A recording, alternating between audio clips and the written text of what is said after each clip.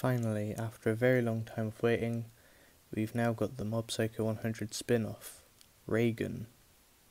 Yeah, originally I thought this was literally just going to be called Reagan, but no, it's called Mob Psycho 100 Reagan, the man with level 131 max spirit power. And this is a very interesting volume, I must say. So as you can see here, this is the cover. We've got Reagan just doing a cool psychic looking pose. Here's the back. We've got Reagan eating food, and here's the side. Very different. Usually we would have Mob on the side, but no, we have just this. So before we actually get into the manga and the review itself, I just want to let you know that this is set after the end of Mob Psycho 100.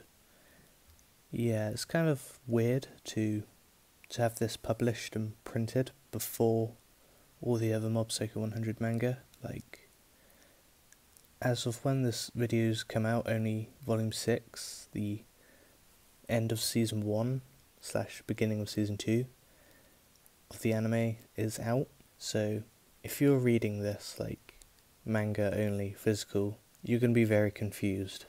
Yeah, you'll need to watch season 2 of the anime to understand the characters and know what's going to be happening in season 3 for context.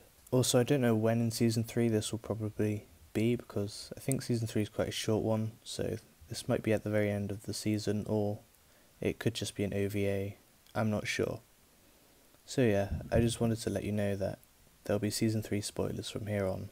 That means I'm probably going to mention some spoilery stuff that is only in the manga and not in the anime as of now. So you've been warned. Now to get on inside with the actual manga. The first page. Pretty cool. And here's the chapters list. Only 7 chapters of this one volume. Tome, Serizawa, Dimple. 3 characters we know. Then a new character for chapter 4. And Advice and Salt Splash is, not character names. And then Reagan, obviously, the last chapter. Meaning, when I talk about each and every chapter, I'm probably going to split up this video into sections, talking about each chapter. So it starts up introducing Tome and what she's up to, meeting some random girl who's late with a toast or bread in her mouth. Cliche anime or manga girl, I guess. And yeah, she's no longer in middle school, because previously in Mob Psycho 100 she was in Salt Middle School. Now she's obviously gotten older and she's in high school now. And yeah, I believe she's like the same age as Mob, so Mob is also in high school. Obviously he's not really seen in this manga until like near the end, but I'll get to that later. But yeah, that's her uniform from when she was in middle school, and now that's her uniform now she's in high school. And yeah, she's basically trying to keep her obsession with the supernatural hidden from school, unlike when she did when she was in middle school, to try and live a bit more of a normal life and not be seen as a weirdo. Yeah, she's not really spoken to any of her old friends from when she used to be in the telepathy club, but this first chapter is basically just her bothering Reagan, trying to get a part-time job from him, and he won't hire her. And yeah, I know I say this a lot, but the art has definitely changed since the first volume. Definitely feels like a different manga, I guess, in a way. With a little drawing of Mob. Chapter 2, Serizawa. Again, it starts off as Tome pestering Reagan to let her join spirits and such, but an old lady is asking for help from Reagan because she's hearing creepy noises, and this introduces Serizawa, showing that Reagan and Serizawa are the people who work at spirits and such. And this is a pretty interesting chapter, it's quite nice, and it gets kind of creepy with the college student when he gets involved. And yeah, this part here I'd say is pretty dark. Unfortunately, we don't really get to see the evil spirit. Serizawa just exercises it, and yeah, that's that sorted. Yeah, very interesting chapter, this one. Short, but yeah, very cool. Chapter 3, Dimple. Here, got a little picture of Tome. But yeah, we got this man who keeps seeing like this creepy face following him around. And he sees this guy from the Urban Legends arc. He returns, and he gets like this little necklace thing to protect him from the creepy face.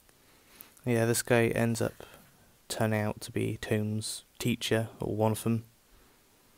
And yeah, he thinks it's an old teacher of his when it's not. And he takes off like the necklace, and this face gets the teacher and possesses him and tries to kidnap Tome when he possesses her. But then Dimple shows up to protect Tome. Yeah, I'd say Dimple's design looks pretty good on Tome. It fits her well. But yeah, then Dimple shows up and eats the weird creepy face thing, saving the teacher and Tome. And then, since this part, Tome can now see Dimple, the only spirit she can actually see. But yeah, that's a pretty cool chapter too. And we also got a drawing of Reagan here. Chapter 4, I believe it's pronounced Roshito. I'm sorry if I butchered that name, but yeah. Oh yeah, and there's these 4 girls Tome made friends with in high school, and she's just hanging around with them. She's just bored listening to them talk about stuff. And this supposedly attractive guy asks Tome out, and because he likes her, and she takes him over to Reagan, and Reagan Dimple try to think of a plan to stop Tome from pestering them and visiting so often. But yeah, we get introduced to this new character that the chapter's named after. He's quite cool. He's also like an Esper. We don't really get to see his powers, but yeah, there's a lot of talking and arguing between them about who has the most and better contacts. This is where the phrase of the 131 max spirit power thing comes from, because Reagan basically makes it up, and this guy doesn't know what it is and he thinks it's like an actual thing. So the joke is that they have to search it online. And yeah, basically they all show up, and it was like this Esper meeting event thing. And we get to see some familiar Espers all meeting up outside of a forest to show off powers and just hang out, I guess. But yeah, then they find like the restricted area they were going for to like exercise some spirits. And yeah, Tome and this boy accidentally fall in to the restricted area. It's like a cursed haunted forest thing, and it gets really creepy, I must say. Like, you'll hear voices behind you of familiar people, then when you turn around it's them, but really it's like an evil spirit pretending to be them or something, and they'll drag you away. Really dark stuff. But yeah, they get saved by Serizawa. So basically how you leave is you gotta walk backwards, ignoring the voices, and not turn behind you, and you're pretty much safe. But yeah, this is a pretty long chapter, but it's very cool. And then Tome starts pretending to be an Esper again by bending spoons, but just annoys Reagan. We have a drawing of Serizawa here. Chapter 5, Advice. Tome shows up to spirits and such. Reagan's not here, but she asks Serizawa about wanting to become an Esper. But Serizawa makes some good points of why not a good idea to have powers and why she would want them, because they're not really useful in any other way. And yeah, I'd say he teaches a nice life lesson, and he's pretty nice about it. Then she asks Dimple about spirits, and this part is quite funny. She asks him like loads of weird questions. In all fairness, they are interesting, but Dimple doesn't know, he generally just exists. Then some of these lines are pretty funny, asking her rhetorical questions about the human world and all this junk that basically an average human wouldn't know, and that's the point he's trying to make. He's an average spirit who doesn't know much about the spirit world. It's pretty funny stuff. And when Reagan shows up and talks to her, yeah, this is a pretty fun chapter, and teaches her about salt splash, and that inspires Tome to want to practice throwing around table salt, which leads into the next chapter, which is chapter 6, Salt Splash. And we've got a little drawing of Dimple here. Yeah, it's just one of Tome's new friends, and basically all of them talking about boys and average stuff when she's practicing Salt Splash, but the wind takes away the salt, and it just turns out to be some creepy stalker who likes a girl. And Reagan wakes Tome up to reality and explains he doesn't actually have powers, so he's a bit harsh but gives her the truth to protect her because she'll just get in danger. And with a drawing of the new character. And before I get into the last chapter, I just want to mention, for a spin-off manga that's named Reagan, it's mainly about Tome and her perspective. Chapter 7, Reagan. That girl from the start shows up again for some reason. I really don't understand her, or why she's in the plot. I think it's just a joke. But yeah, Tome's upset and she just goes to Reagan to say sorry, but before that, she just learns a few stuff about her friends. And yeah, it's pretty nice. But yeah, this new character guy picks up a curse on her way to meet Reagan. And this thing is pretty powerful. And he accidentally, or actually no, he purposely gives it to Tome so it gets off of him. And Serizawa tries to get rid of it, but it's too powerful even for him. And Serizawa's a powerful Esper. Dimple tries to get rid of it, but it's too powerful for him also. And this is how the new character guy got this cursed spirit thing, by touching like an old ancient box. Yeah, I really like this creature, it's so cool. And Tome's probably going to die, so Reagan takes it upon himself to take it off of her, but he calls for backup first. I'm sure you can guess who he probably gave a call to, but it mentions he'll be here in 3 hours, so Reagan takes the curse away and he has a plan of how to get rid of it. And he goes alone. He goes back to that creepy horrible forest with all the spirits calling, and they only show up if you look behind. Something I forgot to mention is, it's mentioned that time works differently in this forest.